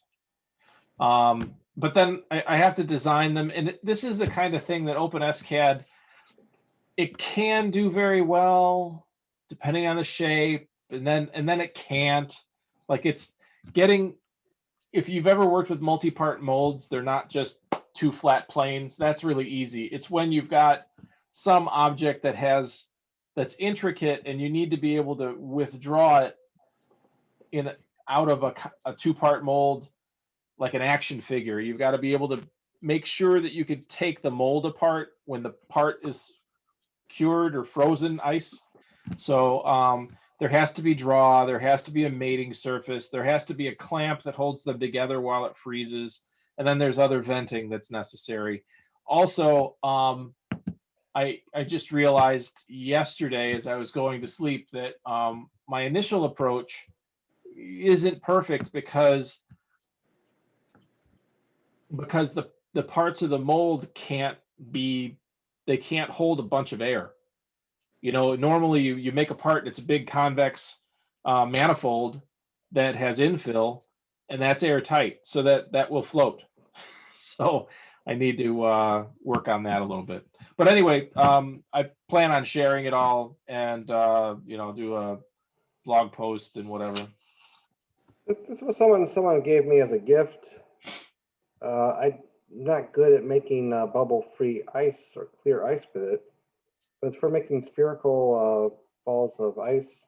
Yep. So they're silicone molds. Take that and put that, and I noticed they have the holes in the top and the bottom. Yeah, there's holes on the top. So take that and put it not in the bottom, elevate it about as tall as it is, put it inside a small igloo cooler and fill the water to the top so that there's water in the ball molds and then about that much water below. Okay. Somehow supported. You put a glass or something under it and then freeze it. It'll take multiple days to freeze because it has to freeze that whole body of water, but it freezes slowly and all of the air bubbles are allowed to push out of the bottom of your mold. So when you put an ice cube tray in, it freezes from the top and the sides all at once, and there's nowhere for the air to go. Also, Andrew, you're the resident physics teacher. When water freezes, it's a rare substance in that it becomes less dense. And I understand something about that process allows degassing and bubbles to get trapped in the ice.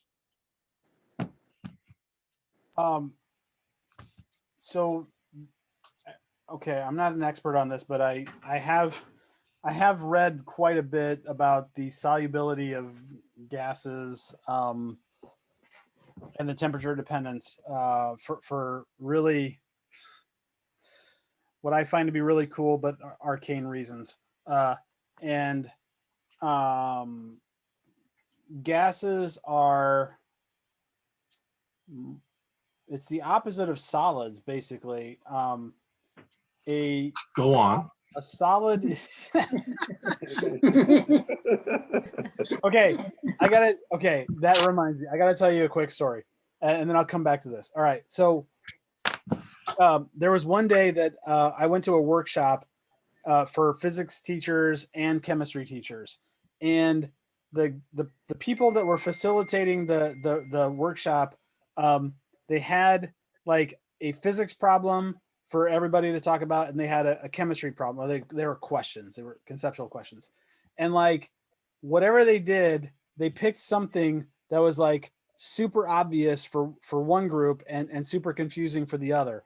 And the one that they picked for the physics teachers that all the physics teachers knew was like Newton's third law. You know, forces they come in pairs and they're equal in magnitude and opposite in direction. That was the essence of the question. And the problem for the chemistry teachers that the physics teachers were completely confused on was about solubility. And like I thought I understood solubility in terms of temperature and how the warmer a liquid is, the more soluble a solid is in that liquid. And it's the opposite for gas. So the warmer a liquid is, then the less soluble the gas is, the more likely the gas is to come out of solution. And I looked at the question and it was like, it might as well have been written in ancient Greek, because like I had no clue what they were even asking at all. And all the chemistry teachers are looking at me like, what are you talking about? This is like, we ask our high school freshmen this question and they all could answer this no problem. I'm like, well, okay. Clearly we're speaking a different language, but yeah. So that's the thing that I always remember is the solubility of gas is it's more soluble at lower temperatures. So that's really interesting that so Okay, look, I get my information from the internet, not a textbook. So well, no, it's like choosing audio cables sometimes. yeah, actually, but okay. Well, the reason I know this is, and it's a really cool, like, it's an experiment you can do at home, and it's super fun. It is just super fun. You take some water out of your tap, nothing special about it, or wherever you get your water from, whatever. Put it in a coffee mug, all right, and put it in the microwave. Okay. Now you want to heat the water in the microwave, but the key here is a lot of people think this is all about superheating water and getting it above the boiling temperature, which you can do in a microwave. You don't need to do that. Just heat it to a high temperature, like 160 degrees Fahrenheit is fine, something in that ballpark. And then pull the mug out of the microwave and stir into the coffee, or sorry, stir into the water some instant coffee or instant cocoa or hot chocolate or whatever. And what you'll see is that the liquid it becomes foamy. Okay, so now the reason this is important is that if you put a tea kettle on the stove and you heat the water up, the gas will come out of solution, and when you add the instant coffee or the hot chocolate, it does not become as foamy. It's significantly less foamy, and the foam is all the bubbles that are coming out of all the gas that was dissolved in the water is coming out of solution. Okay, now that's, for people like us, that's kind of a cool thing or whatever. But where it gets really cool is if you before you add the instant coffee or the hot chocolate, you take a spoon and you tap on the bottom of the mug, okay? And you'll hear a sound, right? Whatever the sound that the mug makes, okay?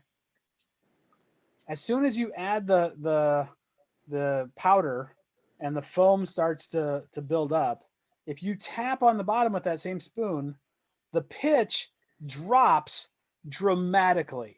It is like shocking how much the pitch drops. Now wait, does the pitch drop or are high frequencies filtered? Pitch drops. Pitch drops. Yeah.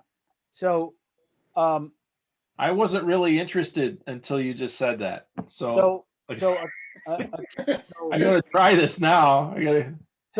And what happens is as the foam, so the foam is all these bubbles, and the bubbles all start like all throughout the liquid. All right. Is the powder a nucleation site? Yes.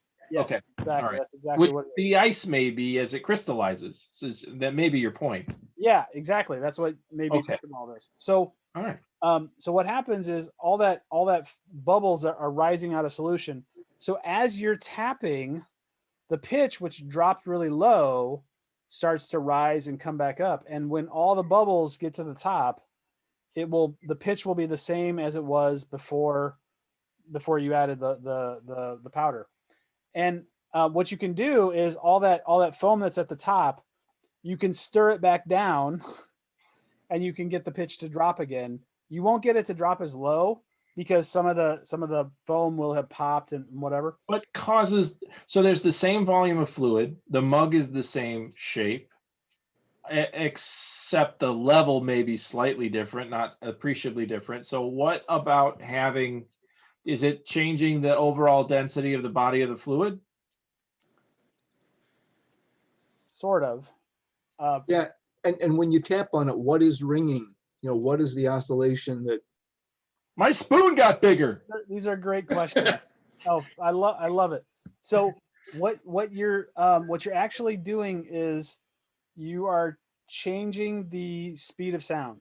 So the speed of sound is changing because there's a it's a mixture of liquid and air, so water and air, and so the speed of sound depends on the bubble density, and it's like dramatic. The speed of sound will become lower when you have a fractional bubble density. It'll become the lowest, I should say, if the fractional bubble density is 50%, right? So if half of the volume is air, then that's the lowest it can get. And you won't get that with the with the coffee and whatever, but you'll get a significant drop. And so you've changed the speed of sound when there's a mixture of air and water. And Jim's question is phenomenal. What is actually doing the ringing? It's really, really interesting that before you add anything, if you tap on the bottom with the spoon, what you are primarily exciting are resonances, resonances basically of the mug. Okay. And so it's the vibration of the mug itself, obviously loaded by the water that's in it. Okay. But when you add that powder and the foam starts, the foam actually dampens most of the mug vibrations. And what you're actually exciting are resonances of the column of the liquid. And like, I did not believe that until I took lots of trials with lots of data that showed that you got the harmonics in exactly the behavior that you get, the odd harmonics of a tube that's half empty or that's half closed and open at the top, basically. And you drank a lot of instant coffee at that time. I was so Okay, I was thinking. no, I don't like instant coffee, but I keep some instant coffee just for doing this demo. Would it be easier just to use something like an Alka-Seltzer or Diet Hot Coke cocoa. or a Coke and a Oh, Mentos? there you go. I have tried Mentos? I've tried Alka-Seltzer, and it works ish or whatever. I mean, it does It's the not same. foamy, it's bubbly. Yeah. It does a similar thing. What I don't know. I don't understand it completely. If you look this up in the literature, of which there is some, it is primarily known as the hot chocolate effect. Okay, and When you did your experiments, what did you use? when I did my experiments, Yeah. I did instant coffee and Alka-Seltzer. I did both. But the reason I prefer instant coffee is whatever reason, maybe it's I'm just using cheap hot chocolate or whatever, but like I get more foam essentially from the instant coffee. I mean, that's what it comes down to, is that I mean, I don't know. I don't know how to explain it any better than that, is that I get better foam with the instant coffee. So I prefer to use man. Antagonism, obviously. Yeah. Does it have to be heated? I mean, with the Alka-Seltzer, at least you could do a cold experiment. You can do it cold with the Alka-Seltzer. Yeah, exactly. Yeah. Neat. But like, this is, I was working on this like almost, well, not quite 20 years ago, but when I started looking at this, and I'm not the first to do it, like people way before me learned about it or whatever, but when I was really like taking data on this and stuff, like I talked to chemists about like, how does this work? And it really got me interested in the interface between physics and chemistry, like right where that is. I think it's super fascinating because trying to like understand fundamentally, like, how does gas go, come out of solution or go into solution, and like why is it that I don't even have to like bring the water to a boil in the kettle and it will come out of solution, and I can't do it with a boiled So this is just like gases that would be dissolved, like some O2 and some CO2. I think it's mostly, I mean, it's a mix. It's mostly air. Like, so it's whatever. Yeah. Whatever. Okay. Yeah, I think that's what it is. I don't. Yeah, that's my guess. I think it's a lot of nitrogen and. Getting back to the water, they say for the best clear ice, use distilled deionized water, and but I've tried making ice a bunch of ways with here, I'll even show you something else in a minute. A bunch of ways, and I tried boiling it. I tried double boiling it. I pulled a vacuum on it and vacuum boiled it. It didn't make any difference in my experiments. This slow freezing with the vent in the bottom did. I even made this. So restaurant ice machines, they have a cold surface. They flow water over the cold surface so that it is always forming at the surface out, rather than from the top. Rather, in an ice cube tray, the top gets sealed and then it starts to freeze from the sides in, and there's nowhere for the gas to escape. If you flow the water, that's fine. So this is 3 pager motors and a wire that went out of my freezer on a cup. And the thinking here was, if I constantly agitate the water, I'll prevent the surface from freezing and it would freeze clear. And if that worked, I wouldn't be doing this today. So, but it was a fun experiment. Very cool. Well, I want to know if you're going to make for some diabolical reason that I can't wrap my mind around. Are you going to make lenses, like lenses that melt? For wasn't that in Pure Genius or whatever? Yeah. The Yeah. combustible lens, yeah. Right. Essentially. No. Okay. No. Lenses. I have no interest in putting a lens in my scotch or bourbon. Except for the scotch, Scott. Yeah. For the people watching me drink the scotch, once again, the lens. So Joey and I got into a conversation about what shapes will float. And to be clear, Joey and I don't drink scotch in large enough quantities that large ice cubes will float. But nevertheless, we got into it's like predicting which way a helium balloon will go in your car when you turn a corner. When you start to think about buoyancy and weight, you can get yourself into some counterintuitive places. Cool. Yeah. So I have another topic too, but what? What shape dependencies of ice were involved? Let me finish my molds. They're asymmetric. So, well, you know what? For the purposes of conversation, a tetrahedron. Wait, no, a pyramid, because a tetrahedron is symmetrical. So, like, so it's not whether it floats; it's what orientation it floats in. Yes, yeah. It's will you stick your face on a point or not, or what will it look like? Yes.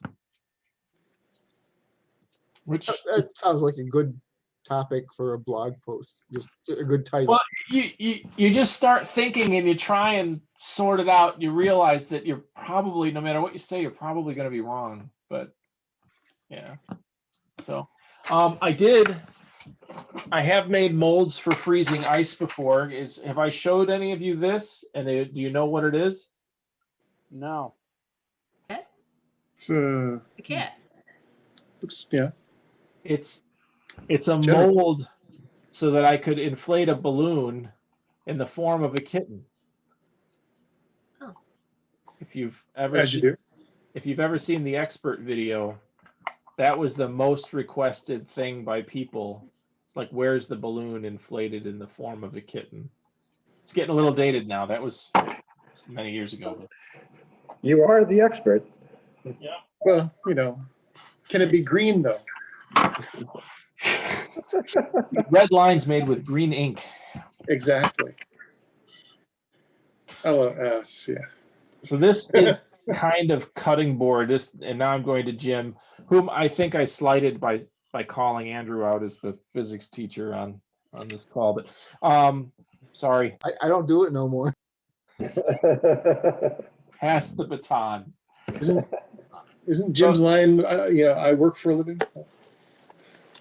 Well, this is a used one, but my friend has new ones, and I offered to laser engrave them. So now I want to do an engraving, but the engraving has solid areas, and I don't want the engraving to end up like this one did, where there's irregularities in the brightness, and they typically do that going 2 directions. So this is what we were talking about on Slack today. This is my test piece, this old one, and I've got new ones from IKEA. So I'll keep you posted. I want to be able to raster engrave horizontally and vertically. I really think you should be playing with the dithering, and I mean I'm just saying that I don't think we have fully explored the dithering properties to make the most of what we already have built into the system. But I don't know how the dithering is going to help banding that is basically coming from the width of what it's doing. I don't know whether that's a velocity profile problem or what, but it was consistent in all my test cuts. There, you can see it in my beard. Yeah, what was the no, I saw it earlier, but what was the and you could do multiple passes and it makes it worse. What was the image source? Black and white vector image. Yeah, I don't. No, black and white raster, because you need a raster for raster. Oh, I don't know, vector. Was it a bitmap? Was it a JPEG? SVG. Yeah. Yeah, it was a black vector image that I printed to the XPS driver, or to the Retina engrave driver. All right. Because you always just print from Inkscape, right? Yeah. So my suggestion is read the manual and look at what they say about dithering. That's. I did. Okay. It's actually open here, but other engraving that I see, which remarkably is 99% of the time, it's on magazines and pistol handles. So, but they do multiple passes in orthogonal directions. I've seen it on clothing, and I've seen it on, and that's something I want to try, because I feel as though this particular kind of artifact, I'll try the dithering, but this particular artifact, and I think passes are a better way. So if you engrave wood, especially wood with a heavy grain, if you do it slow and hot, you get these big irregularities. What I was trying to do is replace slow and hot with multiple passes that have different biases. So anyway, that's one experiment I want to do. I'll post that when I get it done too. All right, very cool. So that already had an engraving on it. Nice. Or yeah.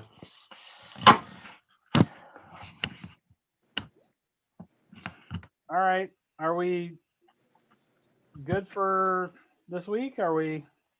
Time to wrap up the recording, at least. Does Dagmar make an appearance? No, I'm glad you brought that up, though. You probably can't see her, but the cricket, I'm going to do this, make everyone sick again.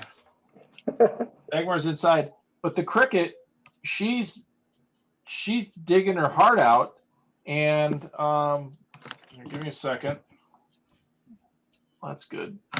I'm going to so there were 2 crickets in there, and the male made all kinds of noise, and they were very busy. And reading online, I believe that he sacrificed himself to the spider one day. It got nice and quiet in here. And in the time since then, you know, I'm still feeding her, and Dagmar's half hibernating. I'll get to that in a minute. But you can kind of see these little pieces of rice in the peat moss bedding. She's laying eggs like crazy over here. I've never had crickets. So now I have a spider to take care of, and also all of her brood. So I have to keep that soil moist for 2 weeks now.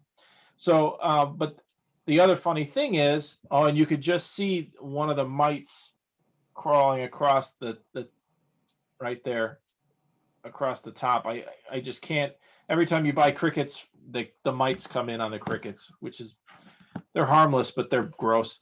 Anyway, so I have to keep that moist. I sprayed the soil down today, and Dagmar came out and she started climbing up the glass. And if she falls, if she climbs to the top and falls, she could break her exoskeleton and die. So I've got this to worry about. So, and it turns out that tarantulas, they can sense rain and they can sense when storms are coming, and they go to high ground.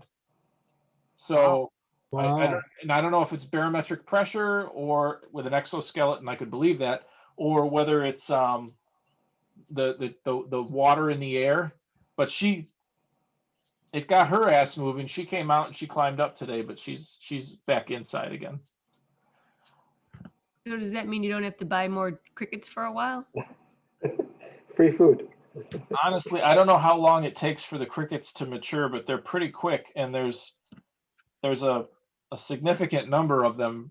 And I mean, this is an Adam and Eve story. There were just 2 of them, so I know exactly who you know, their lineage. I could draw their family tree right now. All right, we can wrap on this note. Thanks for asking. That was fine. All right. How do we end? Thanks for joining us. Be sure to like us on Facebook, subscribe to our YouTube account, or join us on Patreon, or become a member of Workshop 88. Workshop 88 could really use your help. You know, COVID's hitting us hard. Ring that bell. Like, subscribe, and ring that bell. And happy Thanksgiving. Happy Thanksgiving, all. Happy Thanksgiving. Yep, Thanksgiving. Great seeing you. Good night. Octoprint.